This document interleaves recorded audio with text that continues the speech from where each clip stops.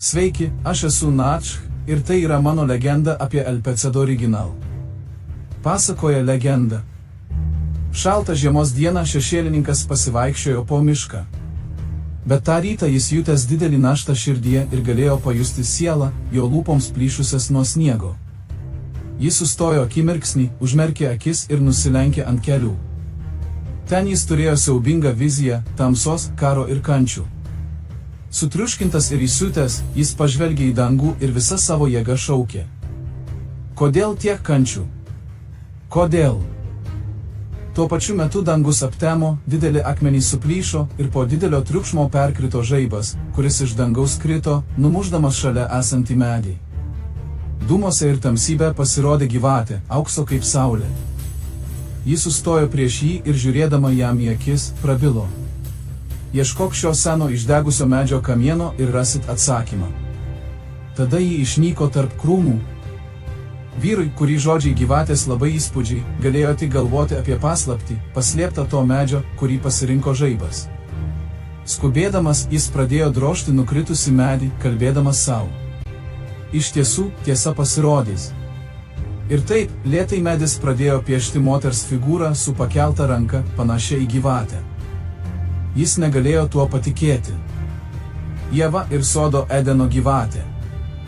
Pirmasis nuodėmės buvo atsakymas. Moteris ir gundymas, vienijantis visą laiką žemiškoje grožyje. Šešėlininkas kiekvieną dieną žavėjosi jo skulptūros dieviškų grožių, bet kam jam tarnauti?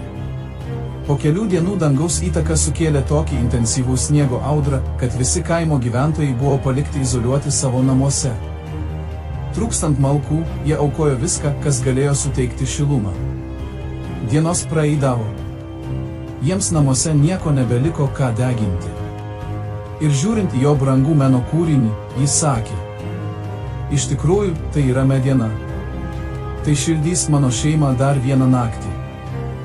Tai nebuvo lengva jai atiduoti savo dievišką dovaną liepsnoms. Bet jis tai padarė. Ir jis sėdėjo su dideliu liūdesiu žiūrėdamas, kaip jo skulptūra dega ugnimi ir dingsta jo akyse. Po kurio laiko vyras stebėjosi, atradęs, kad jo medinė figūra nesudega. Ji lėtai sukasi tarp liepsnų ir sukuria tokį stiprų ir nuolatinį šilumą, kad ištirpino visą kalną sniego. Tada šešėlininkas, įkvėptas dieviško ir gyvulinio instinkto, šokinėjo ir paėmė skulptūrą už gyvatės galvos, gelbėdamas stebuklą, kuris išgelbėjo kaimą. Jis pažvelgė į savo šeimininką ir svirdamas galvą, ragino jį sekti. Skrendant stipriais nagais, jis nunešė figūrą į eremitoriją ir labai atidžiai paliko ant aukuro skirtą aukoms.